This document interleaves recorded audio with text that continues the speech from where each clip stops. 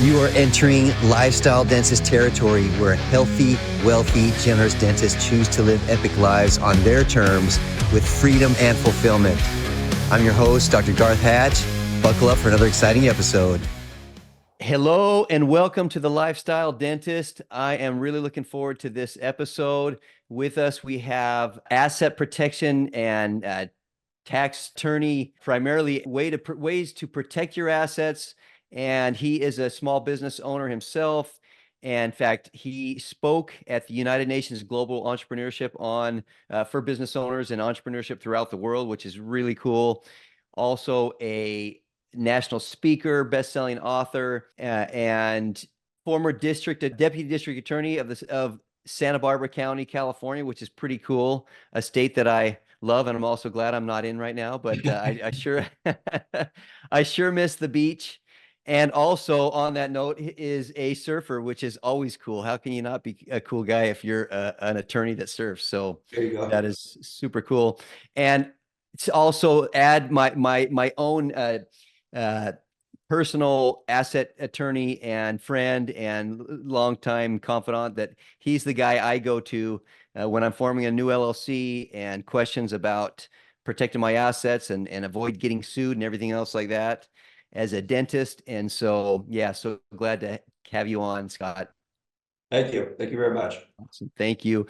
Well, let's go ahead and dive right into it, because as dentists, which most of the listeners are, we obviously have assets that we have, or at least want to have. We also have a good amount of liability. Every time we go in the office and treat somebody, there's potential for a risk to be sued, for somebody to have harm. And that's always something we need to be making sure we're protecting ourselves. Heaven forbid something went wrong with a treatment, or a patient died in our chair or stroked or something serious. And also we have liability that we don't always think about. I've got several teenagers, and every time they get in a vehicle, heaven forbid they did something stupid or ran somebody over in a crosswalk, that's a lot of liability where we could potentially lose everything. And so I think it's something that cannot be ignored. It's something that has to be taken into account. And it's not always the most fun thing. It's always fun to figure out, hey, how are we going to make more money? How are we going to do other things? But a big part of wealth is not only making money, but protecting the assets that you've built up, and how do you protect yourself? And so love to dive into that. And we could go a couple different ways with this, Scott, but let's say I am average dentist. I've been out of practice for 5 years. I'm just kind of getting up and going. I was an associate somewhere, and finally now I've got my own practice. I'm up and going. We're doing fine. I'm running 100 miles an hour to keep up with the practice, but I'm still not where I want to be. What are some key things for this dentist to be looking at and considering for their asset protection? Well, I think when we talk about asset protection, you're really looking at two types of assets, right? So we have the business side, right? Now, the problem in your industry, in the DDS industry and related fields, is that you have corporations typically that we operate under. Like, I'm an attorney, I operate as a corporation. But we have to be professional corporations. That's the statutory requirement of the boarding regulatory agency for our licenses. And what that means is that we don't really have liability protection like a traditional corporation. We can be personally liable in our corporation. So as a dentist performing the practice, you have malpractice insurance, but if there is a problem, they sue the corporation. And normally that's what we advocate. We say, hey, form a corporation, cut off the personal liability. So unfortunately, we don't have that. So that's going to be part of our discussion. Then the other side is you have a world, right, that you have of your own. That might be your personal resident, investment properties, portfolios, etc. So there's really two types of things, but because of the way we're licensed and the way that it's structurally, it's almost like we could talk about them together, because personal assets and business assets in this fact pattern are available. So the way that I like to teach this, Garth, is that I think a lot of people think about asset protection planning and there's like a remedy, right? Like, so we would put this here and do this. And everybody's different. Like, so where you are in your journey, where somebody starting out is very different. And so it can't be a one size fits all. But the commonality that I would like to share with your group is how litigation works. Now, I'm a trial attorney. I used to do jury trials. I've done 60 in my career. That's awesome. And my specialty is suing corporations and LLCs, right? So that's what I like to do. And what ends up happening is I think a lot of people don't understand how litigation works. And as a result, there's a lot more exposure that they could have tightened up had they known that this is how an attorney would work. So let's do this. Let's say we're going to have a basic car accident, right? So you're going to be the plaintiff, right? And then we'll have this imaginary defendant because I didn't want to sue you. All right. So you're driving your car, you get into an intersection, you have no stop signs, no obstructions, nothing. You go through the intersection, but the other person goes through a stop sign and hits you. Now, at first blush, anybody that's listening to the facts of that case would say, well, I'd represent Garth because clearly he wasn't at fault. But for the attorney that takes the case, while the facts are important, what really is important to us is whether that defendant has any money. Because if he's po and doesn't have anything, then I'm not taking that lawsuit, right? Because a lot of these cases involve contingencies, attorneys who basically represent the client for free in the hopes of receiving some sort of a settlement at the end. Well, if there's nothing to receive, then why would I take that case?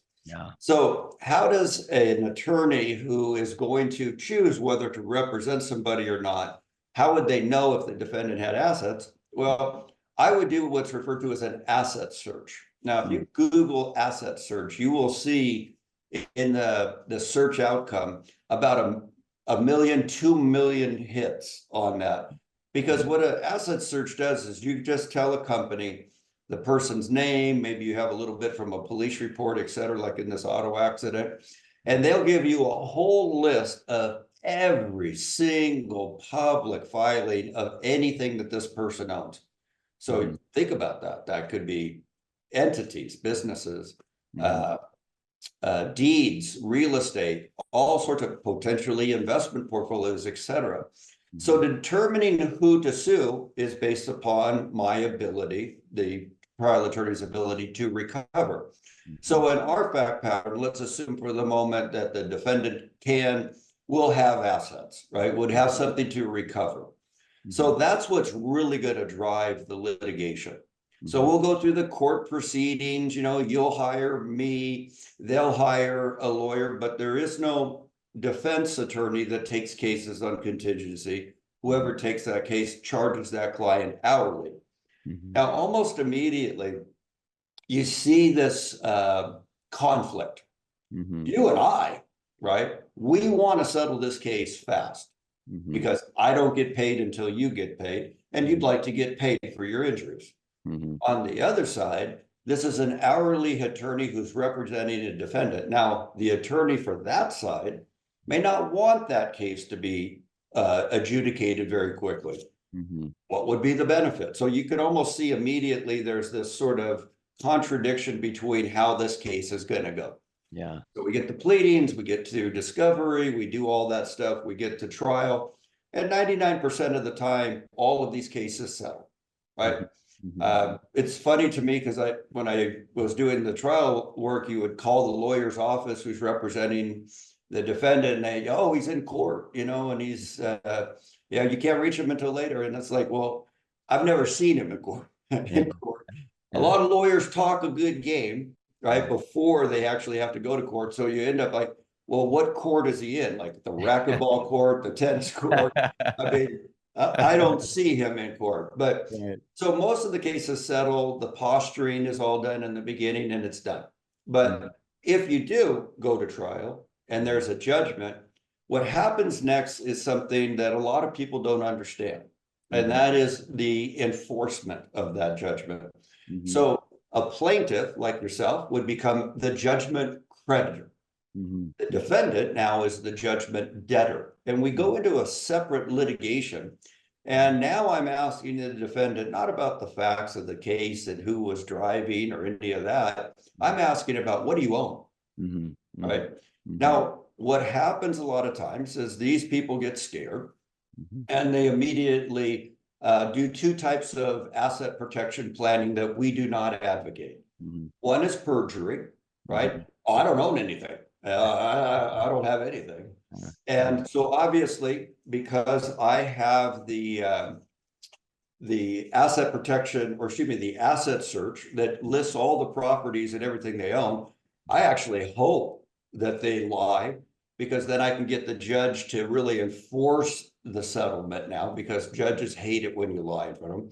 And this debtor's examination, it's like a separate court proceeding. It's all under penalty of perjury. There's a court reporter there. So if I ask you, hey, do you own this stuff? You better be saying yes, because if you don't, then we have the proof that you did own. Right? The second one is the statute of frauds. Now, what this is where somebody got into the car accident. So the defendant who hit you, right after that accident, right after he hosed you out of his grill of his car, went and sold his house to a buddy or moved these assets out of his name.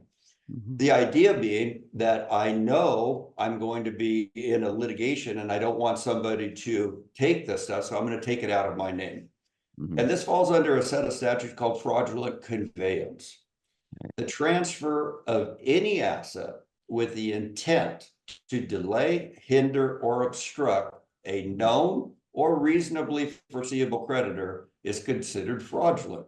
So the court then takes the asset out of the other person who you transferred its hands and puts it back into your name, and then it allows the creditor to foreclose on the property. So think about it's like a timeline, Garth. You could almost look at it like the accident happens here, day one on the timeline.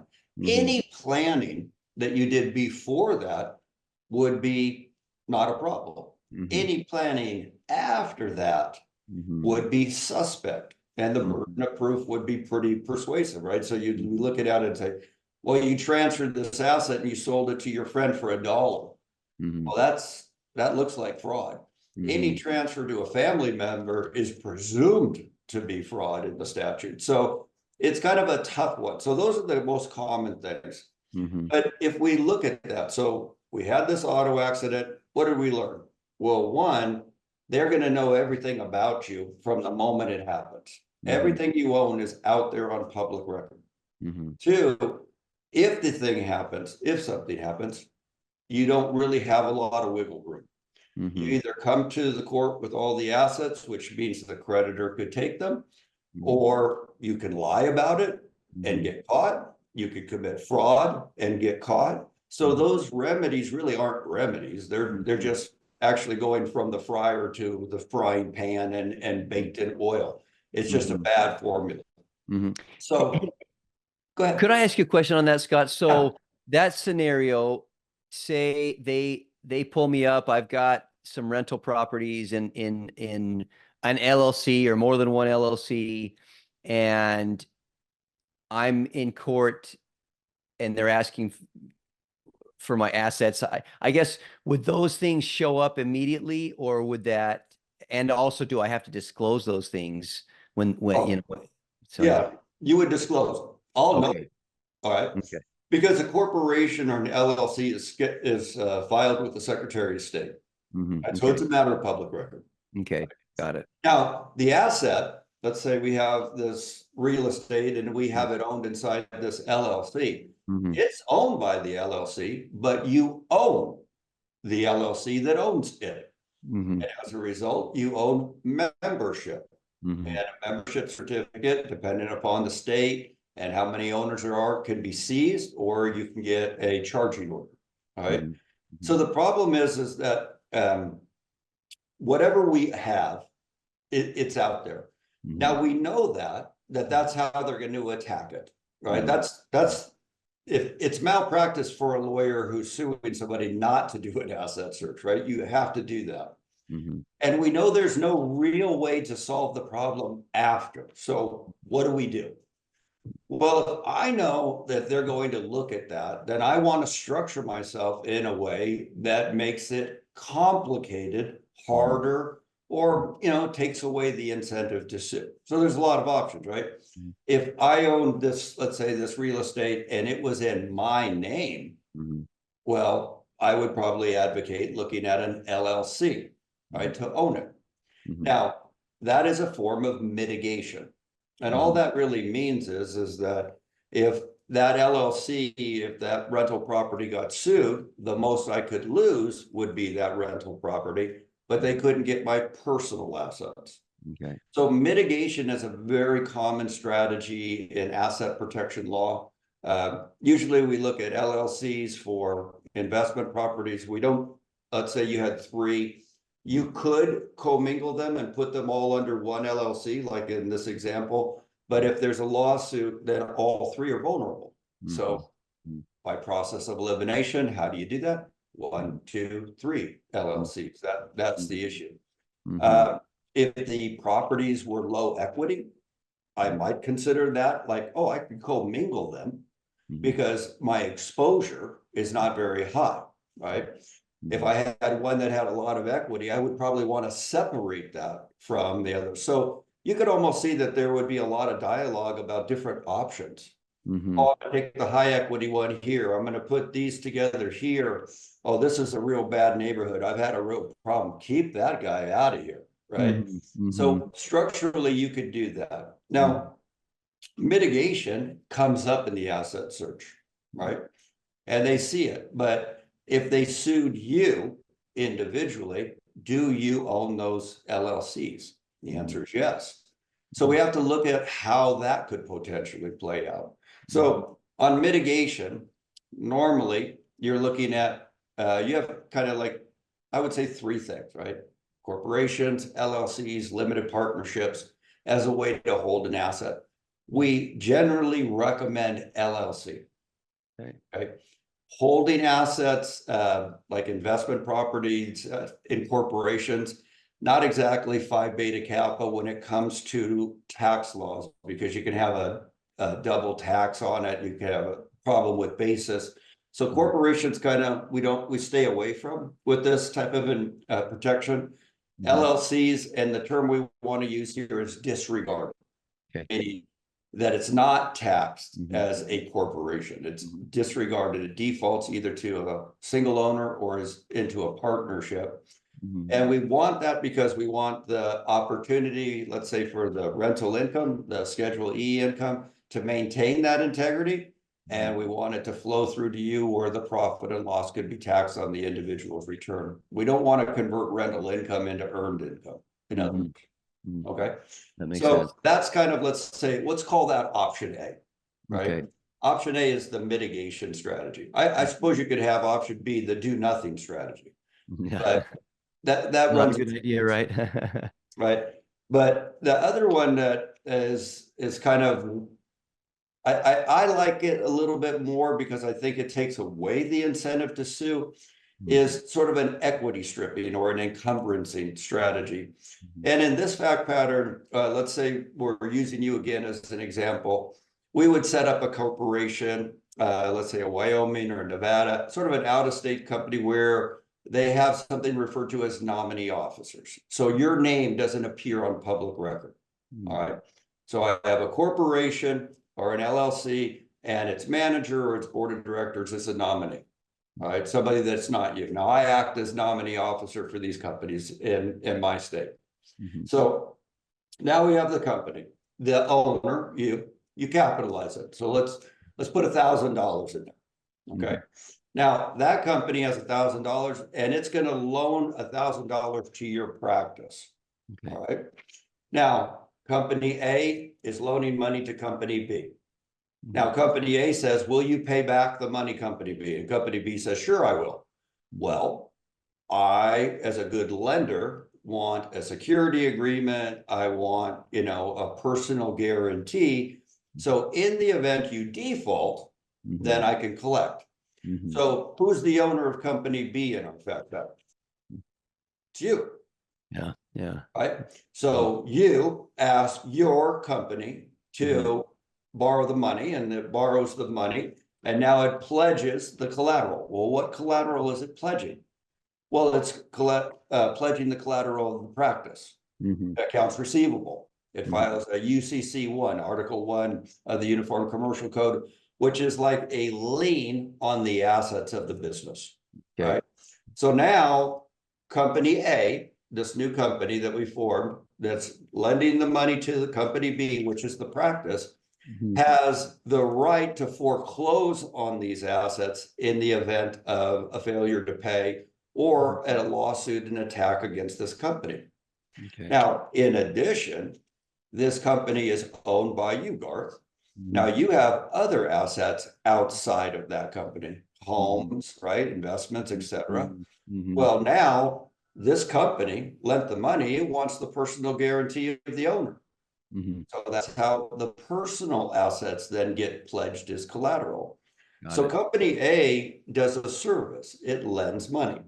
Mhm. Company B promises to pay, but if it doesn't, they want security to do it. So we have the business assets, the personal assets. Now we go back to our fact pattern, Mhm. right? Now you get into an accident, somebody does an asset search and they see, oh, Garth Hatch dental practice over here. Oh, it's got a lien against it. Mhm. Mhm. And that is where we're starting to take away the incentive to sue that practice. Mhm. Oh, there's Garth's home. Well, it's got a mortgage. Mhm. It's got a second lien on it, Mhm. and then it has homestead protection. Mhm. So if I was to try to sue you and then I think I'm going to foreclose on that property, well, I'd be in fourth position. Yeah. Yeah. I mean, that's not the kind of position you want to be in when you talk about foreclosures. Right. Right. Right. So the strategies are out there. You have this mitigation strategy, which helps you in the event you get sued. It mitigates the losses. Mhm. B would be the encumbrances strategy, where you're trying to protect the assets, but you're not really doing it in the traditional sense of moving an asset into an LLC, but you're making it impractical for somebody who wants to sue you to get access to them. Right. Mhm. And there's a Mhm. lot of little bells and whistles that come with it, phones and addresses, et cetera, that give it. The privacy is found in the nominee, so no one appears on public record that's related to it. Mhm. Asking questions in discovery is an example. So in our hypothetical lawsuit, the adversary wants to ask me, Mhm. right, about the defendant's ability to pay, right? So does the defendant have the ability to pay a judgment? Well, in law, the lawsuit is against the auto accident, right? Mhm. That's the facts of the case. Mhm. Asking about somebody's ability to pay is irrelevant. Mhm. It's an Mhm. objection. Mhm. So you wouldn't be able to ask about this until after there was a judgment. Well, that's a long way away. Mhm. So you can see that it acts as a real deterrent. It acts as a deterrent in determining who to sue. It Mhm. acts as a deterrent in litigation because you can't ask the questions in litigation. You'd Mhm. have to get all the way to trial to get to that point. And if that was the case, then we'd probably get rid of 99% of all litigation, Mhm. right? Because Mhm. people wouldn't want to do that. So this strategy of encumbrance has been around, I want to say since 91. Wisconsin Department of Revenue versus Wrigley was a Supreme Court case that kind of opened up the door to the strategy because there were some nexus issues here, but uh, it's very effective and we do them quite a bit. So A, mitigation, Mhm. B, encumbrance. And then Mhm. I guess C, you could say trust. You could do that with trust. You could do domestic asset protection trusts. You could do international asset protection trust. There's all sorts of different trust options there. Mhm. One thing I would mention is that a living trust, a revocable living trust, is not an asset protection tool. Uh, Okay. a lot of people will say that, hey, I've got a trust. Well, it really depends upon the type of trust. Mhm. So a living trust is what is called a revocable trust, revocable. As the name implies, you can revoke it, you can change it, you can move things in and out of it. Mhm. And the court feels that if you have the power to move an asset in and out of it, then they should be able to compel you to pay a creditor, so to disgorge the asset and pay the creditor. In the asset protection trust, usually what we're looking at is it's an irrevocable trust. It's irrevocable, meaning once it's settled, you can't take the assets out of it. It's done. You can be the beneficiary of it. You can have access to it. You can use the assets, but they're in the trust, and usually there's a third-party trustee, so you can't be compelled to release the trust assets. So in the option 3 or C, you would say trust. Be sure we're talking about a non-living trust. And then we have domestic asset protection trust. And you have the big daddy of them all, international asset protection trust. Okay. So could we go those 3 in particular? Like, why would, if a revocable living trust won't give you asset protection, what would be some benefits to set up or is there, which I think I know the answer, but why would you need a living revocable trust? What would be some reasons to set that up? Well, so we were kind of talking about this a little bit, I think, offline, or actually in your intro. If you have children and you're married and you don't have a trust, in the way that the country is set up, you die intestate, meaning without a will or trust. Your assets are basically frozen. And then there's a state court called probate that comes in, and it basically freezes everything. And make sure it's very antiquated system. It goes back all the way back to the days of the covered wagon. You know, when people used to come from back east out west and they would die on the trail, well, there was a responsibility to let creditors know, hey, so-and-so died. If he has any bills, you know, this is the time to collect on that thing. So that's what the probate's there for, to make sure the taxes are paid, the assets are paid, the bills are paid. So just because, you know, we leave, that doesn't mean our responsibility is left with us. So that's what probate is. And it's a very antiquated thing. In simple probates, it usually takes about 9 months. You see in law and in the news, probate estates with larger estates go on for very long times. James Brown, Prince, a lot of these things, they just go because they're being contested. And that's the big issue. A living trust basically says, these are my assets. I use a triangle usually when I talk about trust, forgive me, but it's because there's 3 parties. You have the person who creates it, which is the settlor. You have the beneficiary, is the person who receives it. And then you have a trustee, the person who manages it. In a living trust, 1, 2, 3 positions are you. You are the settlor, you are the trustee, you're the beneficiary during your lifetime. And then when you pass, it goes to your children. They're referred to as the remaindermen after you pass. So why would we need one? Well, if you have, if you're married and you pass away, your spouse isn't able just to go on. They have to go through court. So that would be a huge monumental strain in an existing situation that's already stressful. So it's not very fair, is kind of how I would look at that. If you have minor children and God forbid something were to happen to you and your wife at the same time, then a guardian is appointed by the court. Well, that may not be the guardian that you would have appointed. So a little bit about estate planning, and I think it's just common, especially with men, is that we don't necessarily like to address the finality of our existence, but the security that it provides is invaluable. That makes sense. Going through it with my mother, and I have 2 siblings, we all got along, but you didn't know how she wanted things. And so somebody has to step in and be that. And it's kind of an acrimonious thing sometimes with that. So a living trust serves a great purpose. It's like a will, but better. It avoids probate where a will does not. It has power of attorney for healthcare, power of attorney for property management. In the event you don't die, but become incapacitated, it gives the surviving spouse the opportunity to make business decisions or healthcare decisions for you without having to go through the court, who might decide to keep you prolonged indefinitely and drain the estate if that was one of the fact patterns. So I recommend living trust. Especially if you're married, definitely if you have children. And if you have a large estate, it's just phi beta kappa to have that taken care of. Now you leave that arena, and then you go into these more boutique types of trusts, charitable remainder trust, spendthrift trust, asset protection trust, etc. And a trust is, I guess I was going to grab a bunch of papers. It's just a contract. It's just a bunch of papers. It's not filed with the Secretary of State. It's potentially very private, but that's really the value of it. Assets go into it. And now from a creditor standpoint, they can't get it if they sue you. And that's why we like them.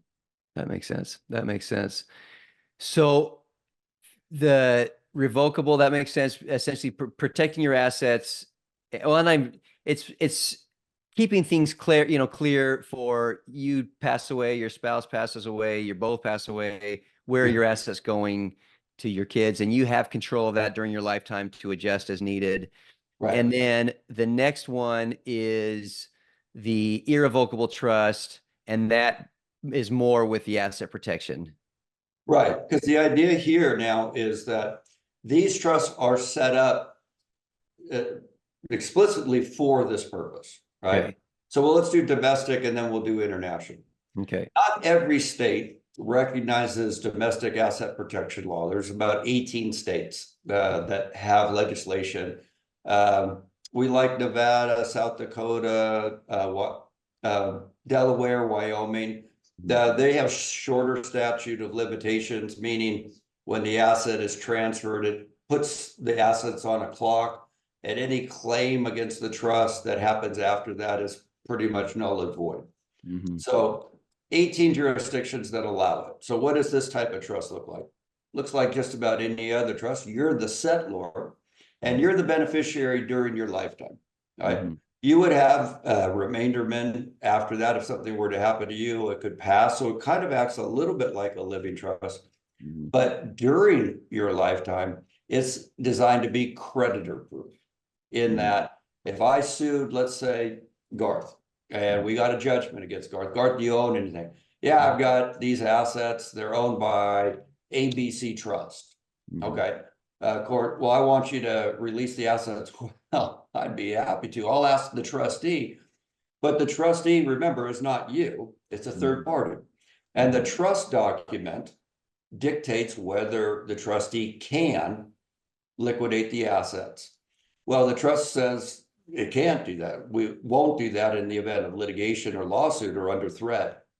So then the trustee can't compel it. So that means the creditor can't take it. So that's how it starts. Now, here's the rub. 18 states, not every state has it. Let's say you live in California, you form a Nevada one. Well, California lawyer says, well, we don't recognize these trusts. And you're not a resident in Nevada.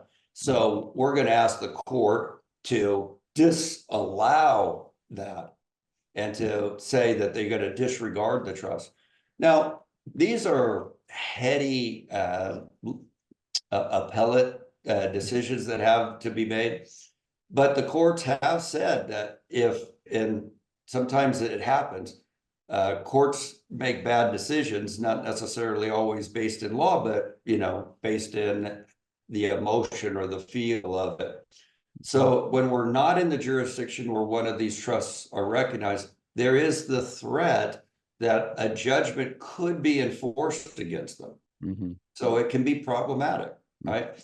Now, your adversary, just as kind of trying to set the record straight on this, your adversary would have to have a real burr up his ass to chase this down that way, right? I mean, in litigation, at least my experience has been, I've done hundreds and hundreds of cases, and 100 cases and only 60 jury trials and all that time, right? So, most of the stuff is posturing and settlement and all of that. So this is an effective tool. I mean, it takes away a lot of people, because to try to enforce it, to go after it, to do all the work and the jumping around. It's not for the faint of heart. You know, you got to really have your act together. Yeah. So the DAPT, that's what we refer to it as, Domestic Asset Protection Trust, DAPT. Okay. That trust is pretty good, but it definitely has a flaw, right? Okay. And we've seen it in the non-state jurisdictions where these trusts are settled, that could be a problem. Okay. Now let's switch gears. Let's go over to international. And this is really where this law kind of took off. It goes back to the 1970s, the Hague Convention on Trust, and the US government entered into treaties with jurisdictions around the world. You know, we do that all the time. We have treaties with different countries. And so it allowed US citizens to take advantage of trust laws that are not in the US. So you could, let's say, settle a trust in, excuse me, in the Cook Island or the Caribbean. And even though that trust, we don't have a US trust that's like it, because it's governed under the treaty, you could get it. Okay. Excuse me. Well, you're fine. So what makes these trusts so good is that they are governed by treaty law. So here's kind of how this works. In the US, you have this sort of hierarchy of law. So at the top, the highest law of the land is the Constitution. No law can be enacted in the US if it violates the Constitution. So that's it. Now, for most of us, at least in theory, right? well, I mean, that's pretty much it, unless, you know, because it would be appealed, go to the Supreme Court. Yeah, good point. Good point. Yeah. Now, for most of us, we have, you know, state law that we're kind of familiar with. That's where most litigation is. You have federal law, like, you know, the IRS, Treasury, that's all governed under federal. So you have the Constitution, you have the federal law, and you have state law. International trusts are governed, interestingly, by treaty law. Treaty law supersedes federal law and is subordinate only to constitutional law. So when an asset protection trust is settled, an international one, it is superior to any creditor claim, state, even federal claim. So it's a very, very powerful tool. Wow. So if any assets that are owned in that trust cannot be disgorged, can never be taken. As a matter of fact, court writing to you saying, hey, you better, you know, take this asset out of the trust and pay us. It would go to the trustee, and the trustee would send a nice letter and say, hey, you know, this is a specific provision that has been adjudicated. We cannot disgorge this asset. And then what it forces the creditor to do, right, is they could take that US judgment, right? Now, in domestic law, under the 14th Amendment, if I have a judgment in the US, let's say in California, I could take that judgment and let's say take it to Nevada, South Dakota, Wyoming, any state, because under the full faith and credit clause, we have to recognize that jurisdiction or that judgment. All states recognize other states' judgment. So I could go from here to enforce it to, let's say, close on your property there. I would have to literally do that. But in the international, the US judgment is not recognized in the international jurisdiction. That's number one. So you couldn't even take the judgment and enforce it there. You would have to retry the case there. And the standard of proof there is beyond a reasonable doubt. It's a criminal standard. Further, it's a loser pay system there. So you can't, there's no contingency lawyer that's going to do it.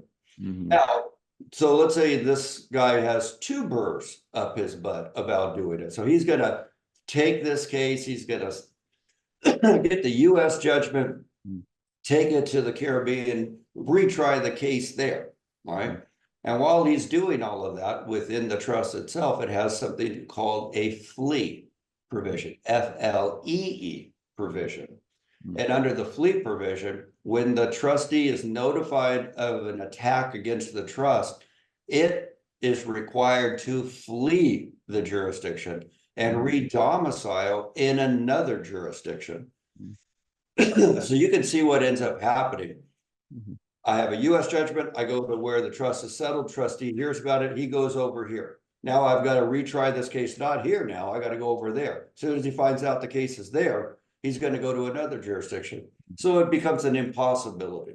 Yeah. Yeah. Hey, So on that, you mind if I ask a question on that?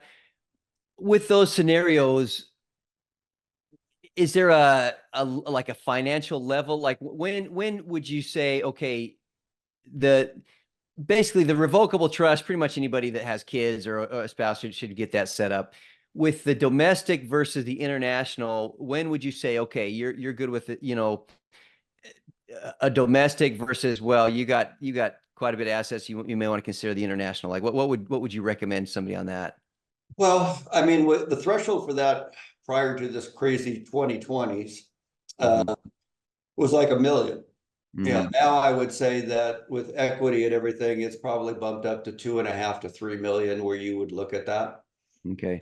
But I think when it goes back really to the beginning statement that you made, Mhm. everybody's so different and everybody's risk assessment is Mhm. very different. Mhm. So maybe I don't have that threshold, but I am concerned about litigation. I am concerned about it. And then that trust is the peace of mind that you're looking for.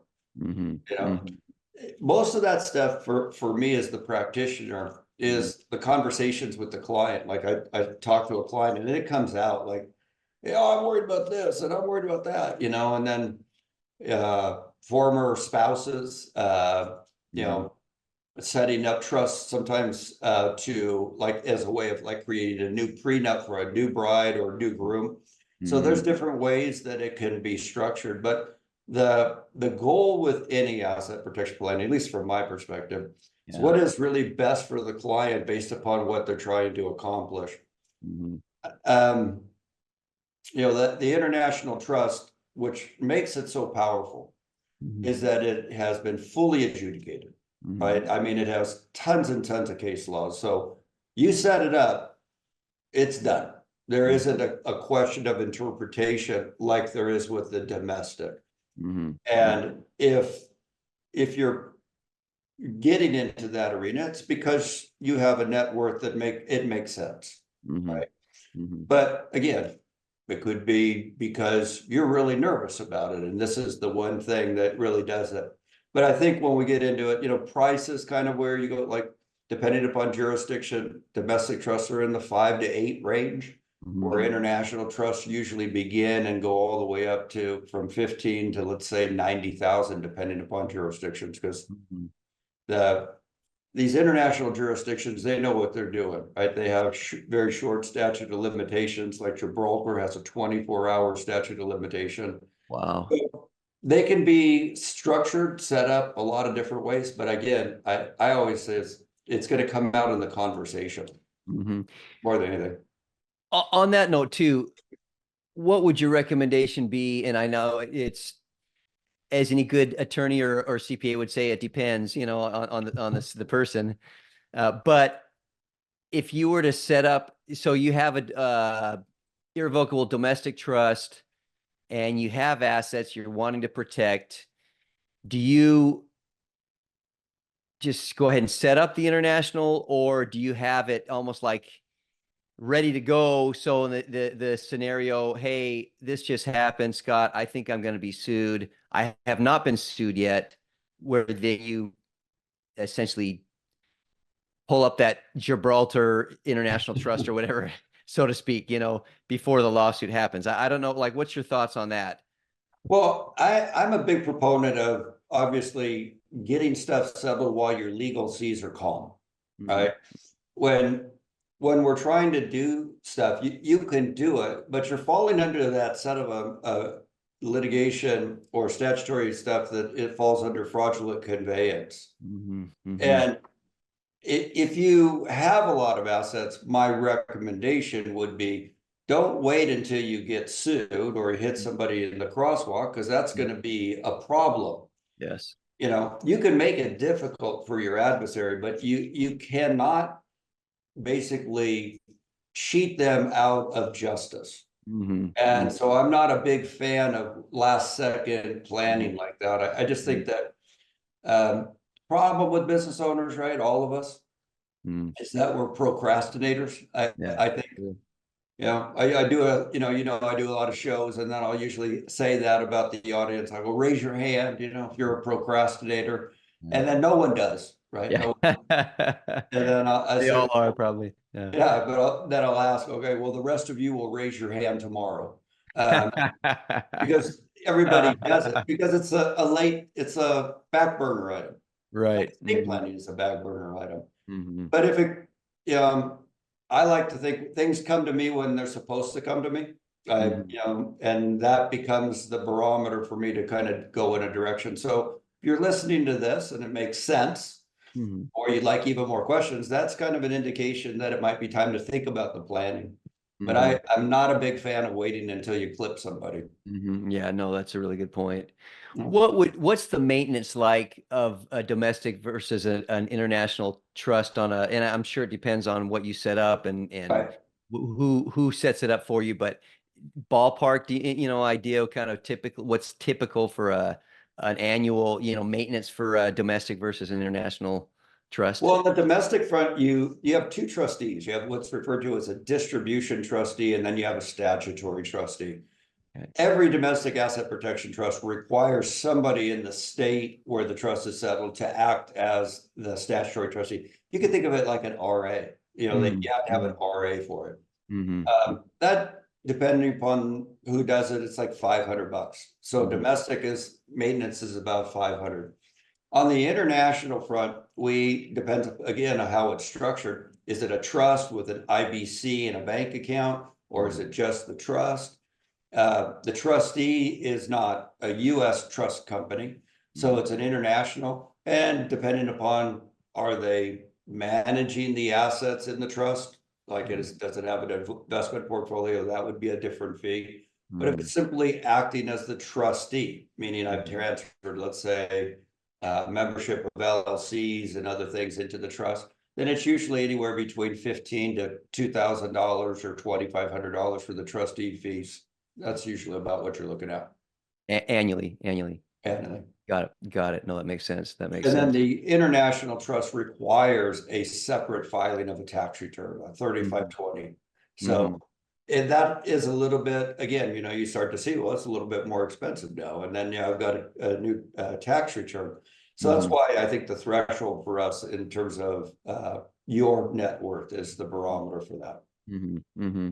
And that's something that somebody really should speak with an asset attorney like yourself. Somebody Yeah. go through their laundry list of their assets, what their businesses they're involved with, and kind of figure out what would be the best way to go. Setting that up. Yeah, because everybody's got different stuff. For some, it's just a primary residence. Well, we don't need a battleship. We just need a Mm-hmm. Boston whaler. Mm-hmm. Why would we want to set that up? Even, Mm-hmm. so there's just different ways to approach it. Mm-hmm. Uh, I think you could probably discern from the way that I talk. I'm a teacher. I like to Yeah. teach. So Yeah. it doesn't do any good for me to know it. For me and my client, I want them to understand why, this Yes. is the recommendation and why. Mm-hmm. That And makes sense. that makes the relationship, I think, better. Mm-hmm. If Mm-hmm. I'm the know-it-all and I tell you what to do and you don't know what it is that we're doing, Mm-hmm. that doesn't serve either of us, really. Mm-hmm. Yep. No, it makes total sense. Yeah. Hey, just to switch gears, we're getting close to the hour, and I want to respect your time, but uh, a lot of business owners are looking into this FinCEN, Ah, filing. Some may not be, and you really should be aware of it if you're not, because it's something that's required this year, facing fines or jail time, I guess, is at least on paper is what they're talking about. What is it? What do business owners need to do, and what's involved in that? so thank you for bringing that up because it's a really important topic, especially as we get into the latter part of this year. Mhm. So FinCEN, Financial Crimes Enforcement Network, is requiring all corporations, all LLCs, all professional corporations, any business entity, regardless of how it's taxed. So if it's a sole proprietor taxation or whatever, it doesn't matter if you're a sole proprietor, but if you're an LLC taxed as a sole proprietor, LLCs have to file. Corporations have to file. Yeah. Limited partnerships have to file. what it has to be filed. They want every corporation LLC to file its name, its address, its tax ID number. It wants to know who this company is. Then underneath that, they want to know the owner, any owner that has 25% or more. All right. Now, as you mentioned, it's a mandatory filing. So this was legislation that was enacted in 2020. It's kind of part of an anti-money laundering, anti-drug trafficking, human trafficking legislation. It had bipartisan support. I have so many people telling me that it's going to get repealed, and it is not going to get repealed. All right. So Treasury, right, US Treasury has the IRS underneath it. FinCEN is a parallel to that. The information that you're providing to FinCEN is, I would imagine, the same information that you provide to the IRS about your business entity. So you're not losing any privacy. It's all held by FinCEN, only by way of subpoena from law enforcement can anybody access it. But you have to have the company, and then you have to have the owners. Now, you only have until December 31st to file this. No. And unfortunately, our friends in our club of procrastinators have waited until the last quarter of the year. Now, what happens if you don't file it? You could be subjected to a minimum of a $500 a day fine. Wow. Jeez. If they find that your failure to file was willful, meaning, I don't know how they would figure that out. I suppose they would ask you if you knew, and you said, yeah, I knew it, but I wasn't going to do it. That'd be willful. Wouldn't be exactly the smartest response, but that would be an example of willful. Then you could be subject to 2 years in prison. Wow. Wow. So what I'm telling people about this, Garth, is that everybody's objecting to it for a variety of reasons. But you gave this information to the bank when you opened up the bank account for the business. They have the same information. When you file your tax return, they have the same information. And it is a one-time filing. So get it done, get it out of the way, because as a prosecutor, right, this is how easy it's going to be. Everybody was supposed to report by December 31st. Let's say they didn't. How will FinCEN know who didn't do it? All right, Wyoming, show me the list of every single company that's registered in your state. Now I'm going to compare that to the list of everybody that said they filed. And there'll be this huge gap of people that won't. They will be the target of those fines. So filing it, I don't know if anybody can do it. You go to FinCEN, FINCEN.gov, and you can file it. If you'd like help, we can help people with it. Interestingly, though, most tax professionals are not.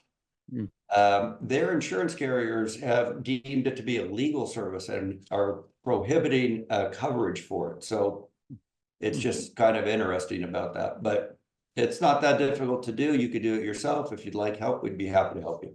That is good. Well, I know you helped me, and I appreciate that. I've got, as you know, several moving parts, so it's nice to nice to have help. Yeah. And it gets sophisticated with the planning, because you have company A could be owned by another company, and how do you report that? Those could be challenges for sure. Yeah. Hey, as we wrap up, and I sincerely want to thank you, Scott. This has been fantastic. I know you're going to provide a lot of value to the people that are listening. If somebody wants to learn more about asset protection, about how can they know which trust would be their best way to go, and they want to get a hold of you, what would be the best way for them to reach you? Yeah, you can use our toll-free number. It's 800-648-0966. Just schedule an appointment, of whoever answers the phone, to say I was on a podcast with Garth and Scott, and I'd like to get on the calendar.